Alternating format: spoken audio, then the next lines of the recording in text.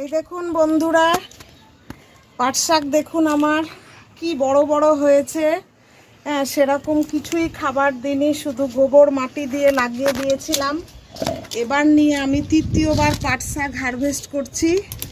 দেখুন কি সুন্দর, একদম টাটকা, সতেজ, সবুজ, অর্গানিক, কোনো রকমের ভেজাল নেই, একদম সতেজ।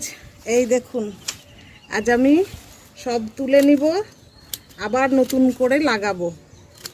এই দেখুন সব পাট শাক আমি হারভেস্ট করে নিলাম। দেখুন কতগুলো পাট শাক হয়েছে। এই দেখুন, আজকে বাগানের পাট শাক রান্না করব। সেই ভালো লাগে খেতে, আমার পাট শাক খুব পছন্দের একটা খাবার। এই দেখুন এতগুলো পাট শাক আজকে আমি হারভেস্ট